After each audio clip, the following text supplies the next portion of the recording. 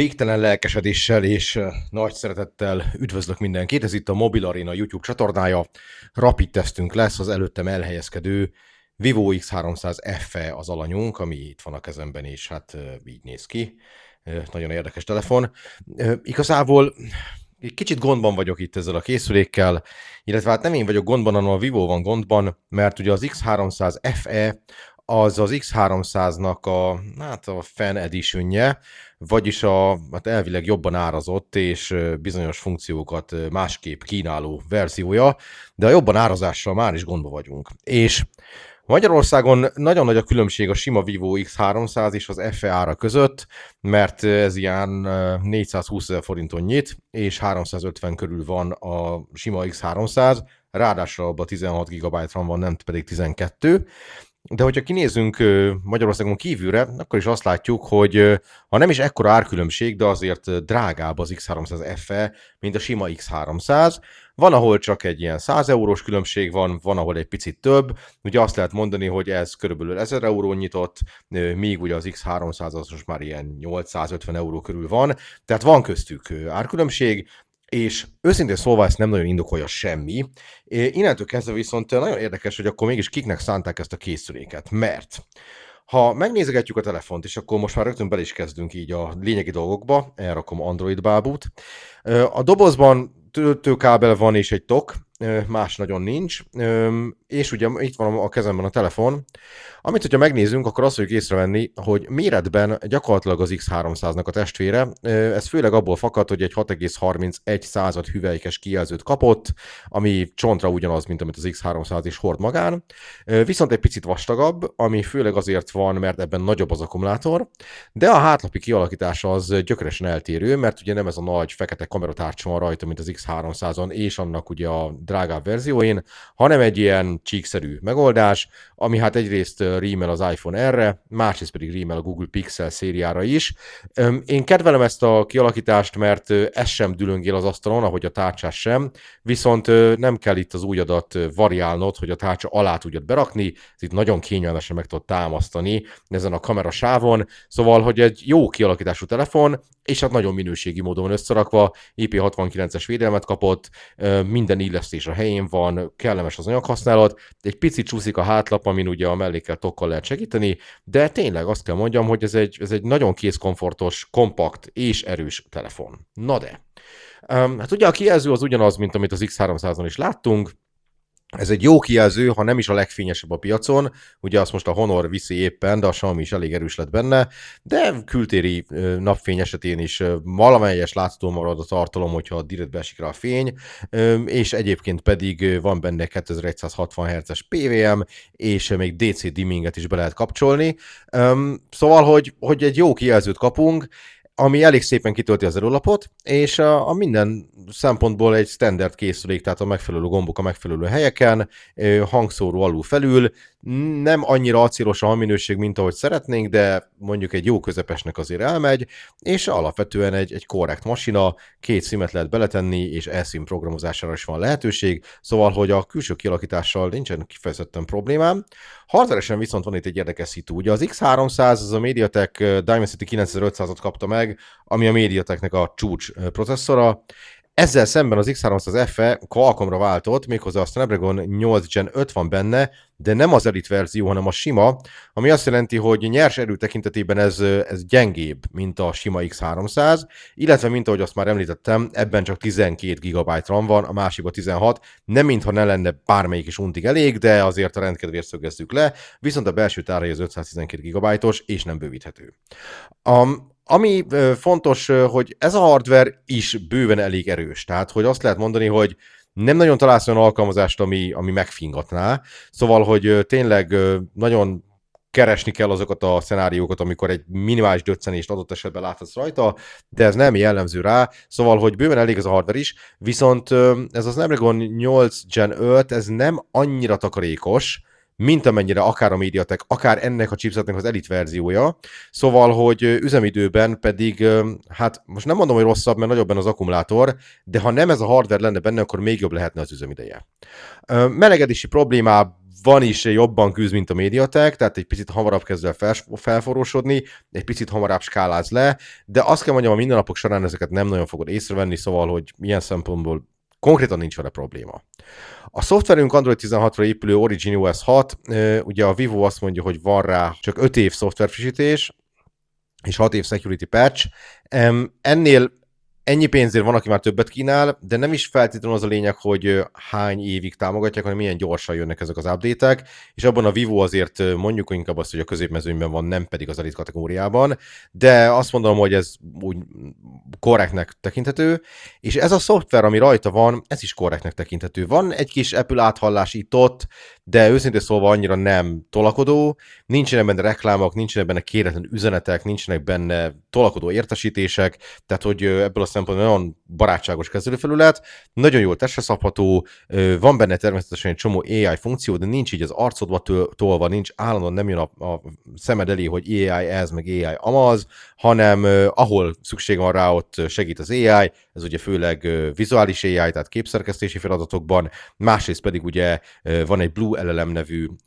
nyelvi modul is mögötte, ami hát nem csak a nagy nyelveket ismeri, hanem az olyan kis nyelveket is, mint a magyar, így aztán, nem tudom, diktafonos leíratot, meg hasonló dolgokat is lehet vele csinálni, tehát egy korrekt AI package van benne, úgyhogy ezzel sincsen gond, és egy nagyon kellemes menürendszerünk van, pörög-forog, gyors, szép, jól áttekinthető és jól testre szabható. Van benne egy-két vívós extra, főleg ilyen connectivity dolgok, amik ugye más vívó telefonokkal való kapcsolattartást segítik,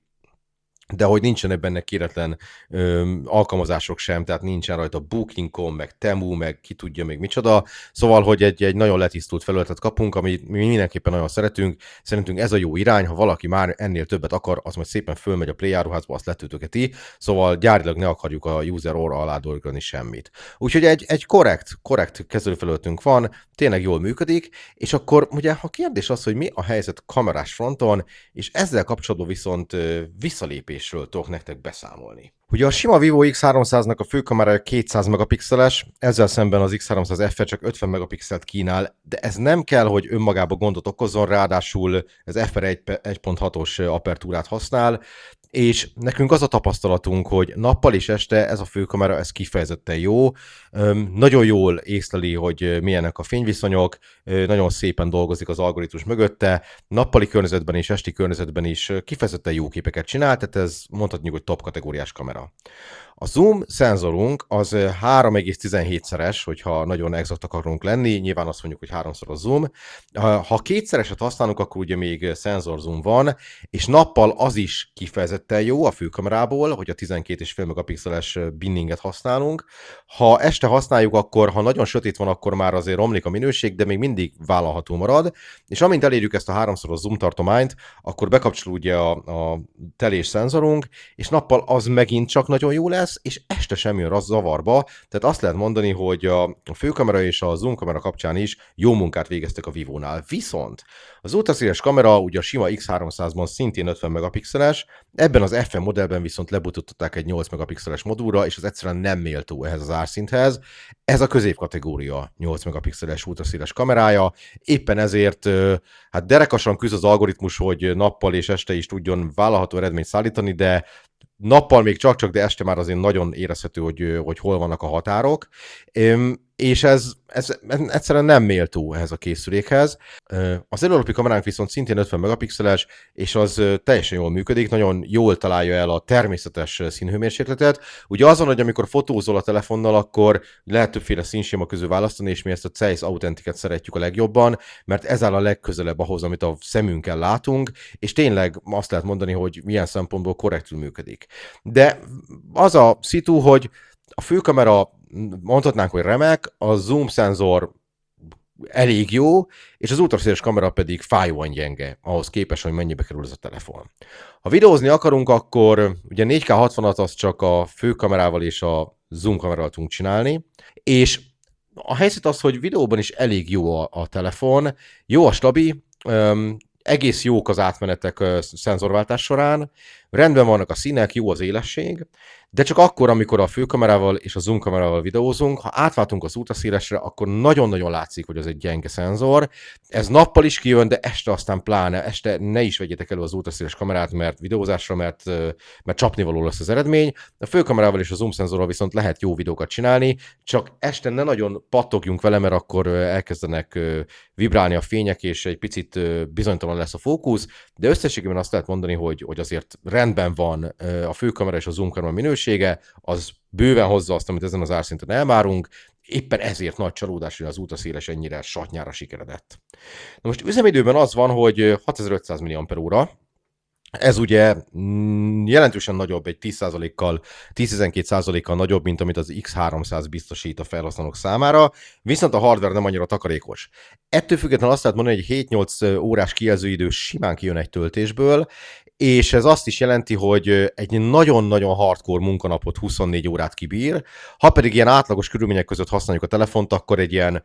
2 napos üzemidő benne van, ha kicsit takarékosabbak vagyunk, akkor talán több is, és a töltési sebesség is oké, mert ugye 90 watt a plafon vezetéken, 40 watt pedig vezeték nélkül, bár ahhoz ugye a Vivo saját töltőpadja kell. Ez konkrétan azt jelenti, hogy fél óra alatt ment bele 53%,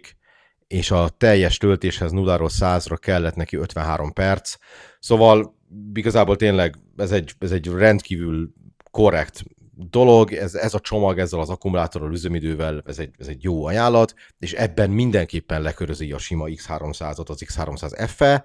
ugyanakkor viszont másban nem. És ezzel elérünk az összegzéshez, és tényleg az van, hogy a Vivo egy üde színfolt nekünk itt Európában, mert hosszú ideig nem voltak itt a magyar piacon, aztán pláne, és egyedi, jó minőségű, prémium kategóriás telefonokat csinálnak, kicsiszolt szoftverrel, jó AI funkciókkal, frankó kamerákkal, és éppen ezért örültünk volna, hogy az X300 FE az igazolja a nevét, és ha mondjuk azt mondjuk, hogy azért FE, mert a nem fontos funkciókat kicsit kigyomláljuk belőle, és ezért olcsóban tudjuk adni, akkor az egy jó irány. Ha azt mondjuk, hogy azért FE, mert a fontos funkciókra plusz hangsúlyt teszünk, és lehet, hogy nem lesz olcsóbb, akkor is egy jó irány. De az, hogy igazából kigyomláltak belőle funkciókat, mert ugye kamerában mindenképpen visszalépés, hardveresen szintén,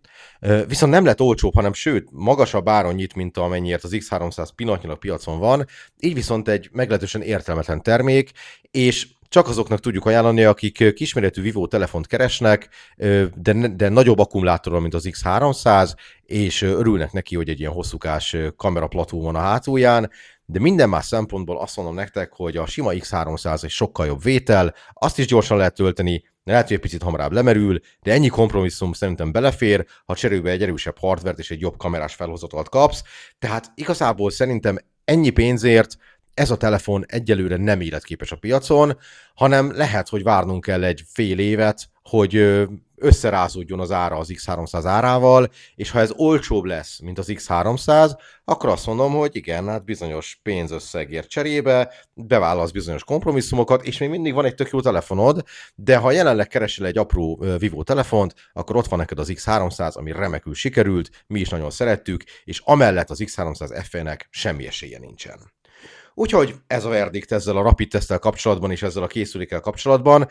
Ha úgy érzed, hogy ez egy hasznos tartalom volt a számodra, akkor van körülöttem egy számos gomb, az egyiket, hogy megnyomod, akkor fel lesz iratkozva, és akkor a későbbi érkező tartalmakat is látni fogod. Ha már feliratkozva nézted ezt a videót, akkor nagyon szépen köszönöm a kitüntető figyelmedet, tartsd meg jó szokásodat, és nagyon hamarosan találkozunk egy következő videóban, addig is minden jót kívánok, sziasztok!